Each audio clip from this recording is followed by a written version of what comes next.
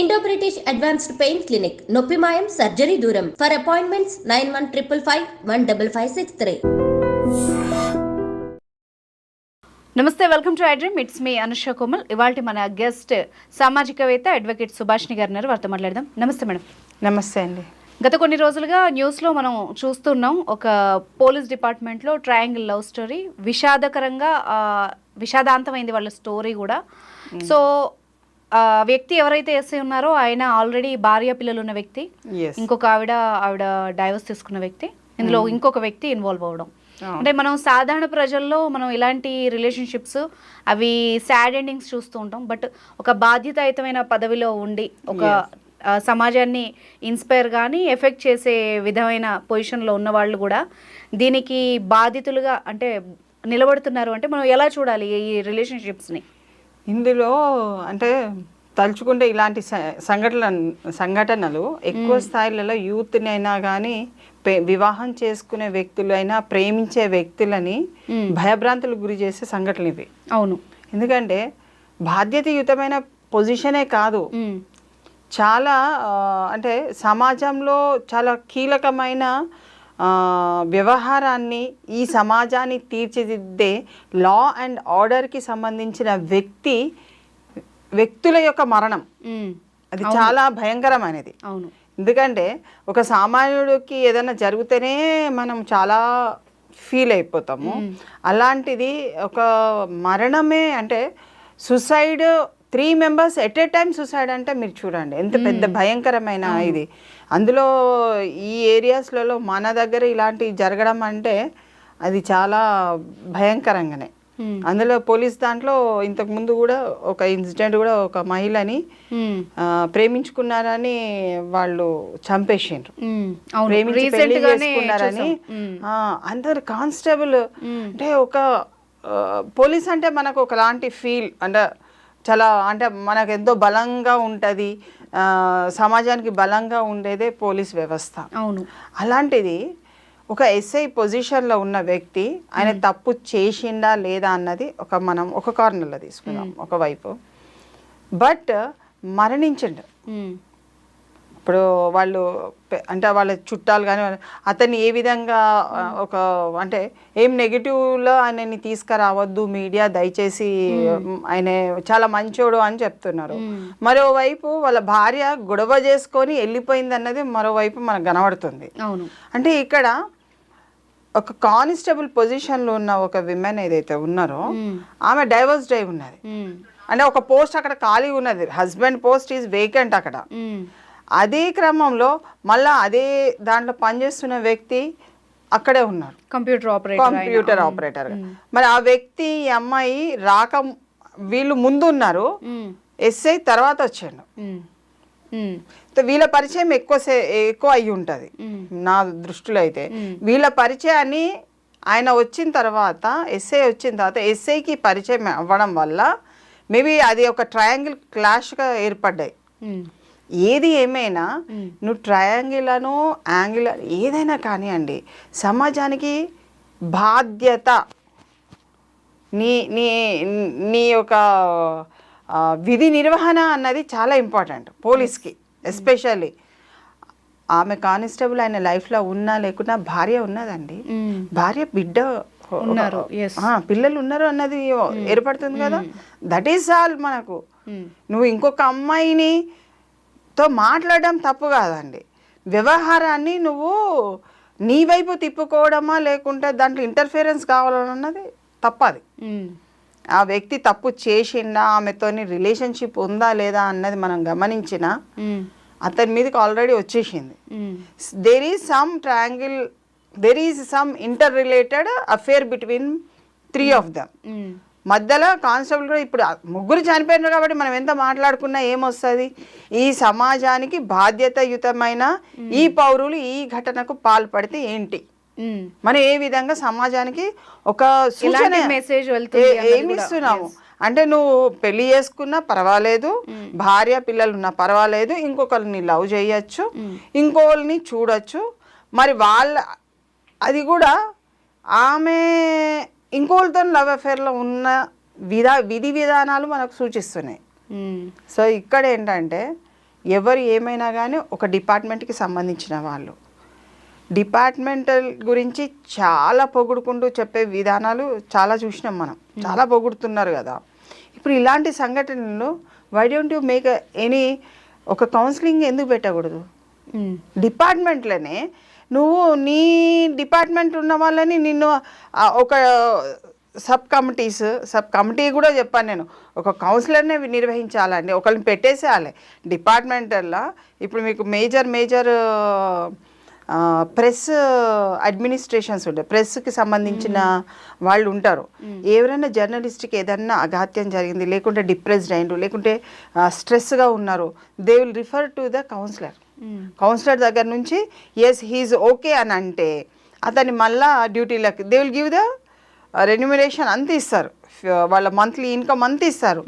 But still they will enquire with the status, what is the status of the journalist, whether he is acceptable, నార్మల్గా ఉన్నాడా. భార్య భర్తల మధ్యన పంచాయతీ వచ్చినా they will send it. Okay, అలాంటి ఇన్స్టిట్యూషన్స్ ఉన్నాయండి మన దగ్గర. మరి నీ డిపార్ట్మెంట్ చాలా పెద్దది, అలా పంపించాలి వాళ్ళని.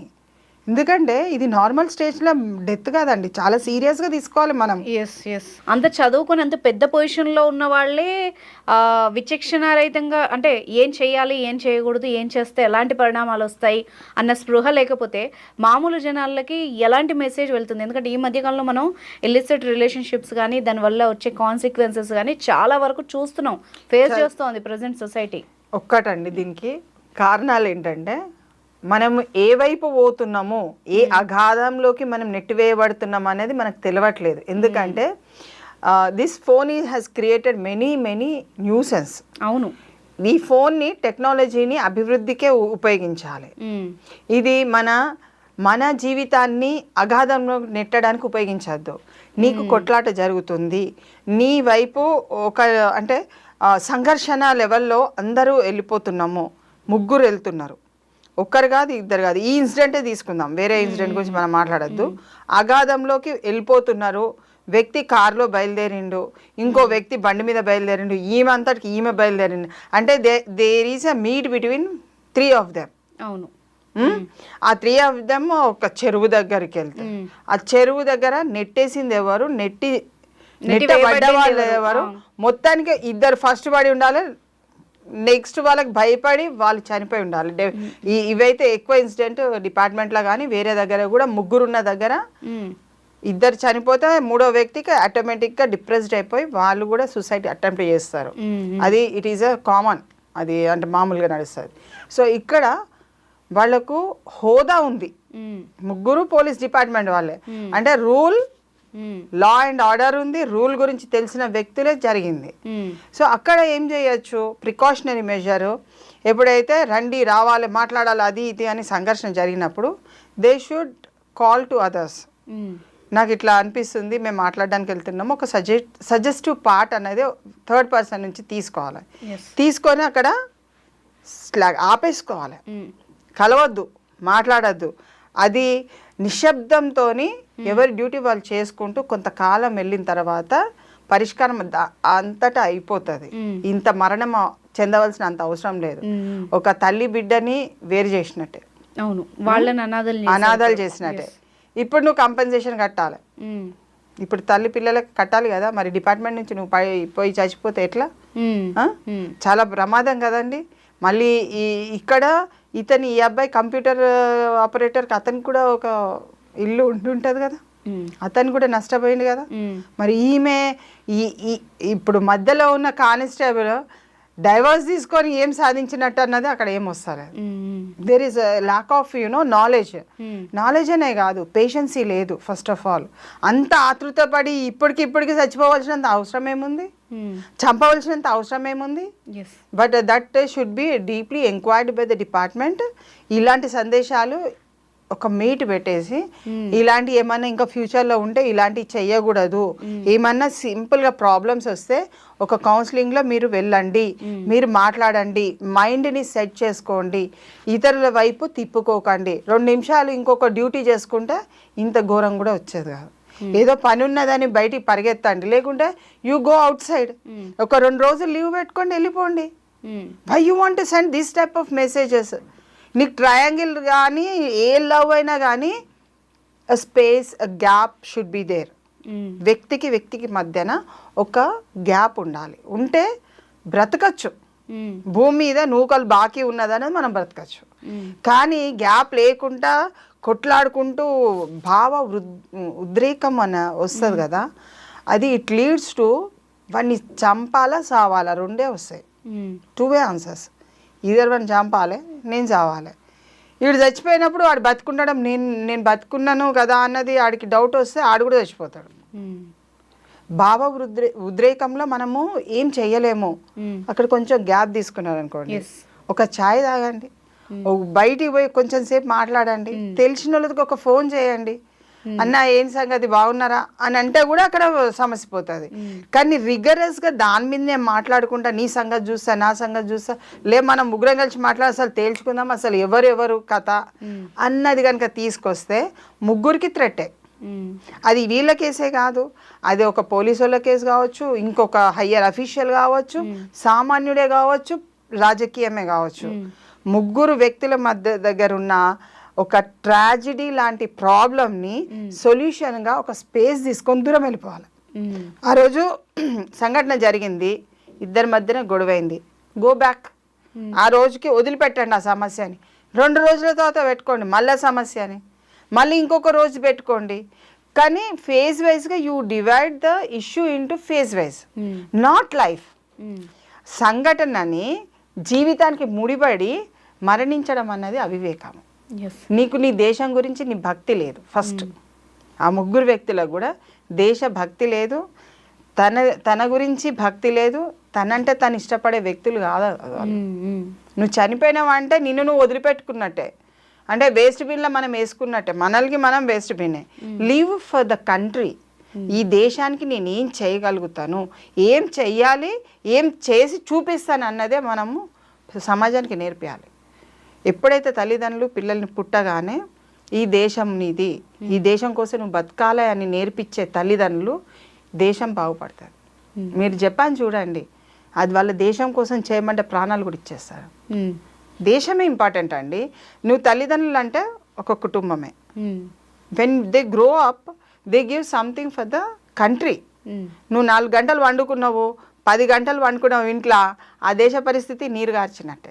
4 గంటలు పని చేసినావు, 10 గంటలు పని చేసినావు, you are giving something to the country. నువ్వు ఓన్ చేస్తున్నావు, నీకై నువ్వు తింటున్నావు, నీ మీద ఆధారపడలేరు. ఇప్పుడు ఈ ముగ్గురు చచ్చిపోయారు, ముగ్గురికి ఇంకెవరైనా ఆధారపడేట వాళ్ళు ఉంటే ఎంత కష్టం. అది కూడా ఇలాంటి రీజన్ కి లవ్ రీజన్ కి చనిపోవాల్సిన అంత కర్మ లేదండి వాళ్ళకి.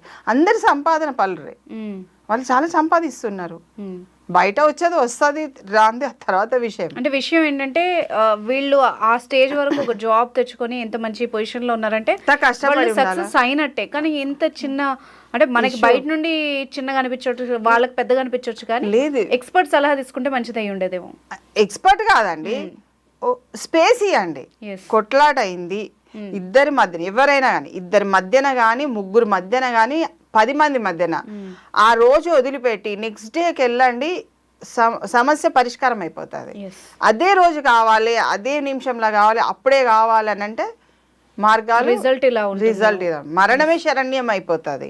That is not. పబ్లిక్ అలా చూపించద్దండి. They are something, they are good for the సిటిజన్గా బతకాలి. అది మనం ఇచ్చే సన్మార్గమైన ఉద్దేశం. అంతేగాని ఇలా చేయకూడదు, ఇలాంటి దుస్థితి ఇంకెవరికి రావద్దని మనము మొక్కుకోవాలి ఆ దేవుణ్ణి. సమాజానికి కూడా, యువకులు కూడా ఎవరైనా ప్రేమించినట్టయితే దయచేసి you attend the free counsellings ఉన్నాయి, ఫ్రీ కౌన్సిలింగ్స్ ఉన్నాయి. ఆ కౌన్సిలింగ్స్ అటెండ్ కాండి. ఇక్కడ సేవా ఆర్గనైజేషన్, ఇలాంటి మానసిక సమస్యలు ఏ ఉన్నా కూడా ఫ్రీ కౌన్సిలింగ్స్ చాలా ఉన్నాయి, చాలా చేయలేని వాళ్ళకి. మీరు ఈ ఫోన్ ట్యాప్ చేస్తే మీ ఫ్రీ కౌన్సిలింగ్స్ దొరుకుతాయి. ఒక్క నిమిషమే, ఒక 5 నిమిషాలు స్పేర్ చేస్తే యువర్ లైఫ్ ఈజ్ బ్యూటిఫుల్. అవును, make your life beautiful, not for the suicide are death. Your parents, me parents కోసం బతకండి, దేశం కోసం బతకండి, సమాజం కోసం బతకండి. ఎంతో మంది ఉన్నారు, ఎన్నో కార్యాలు చేయాల్సింది ఉంది. అభివృద్ధియే మన దిశగా వైపు ప్రయాణించాలి తప్ప ఇలాంటి స్టేట్మెంట్స్ ఇవ్వకుండా ఉంటే ఇంకా బాగుంటుంది. Right, thank you very much ma'am.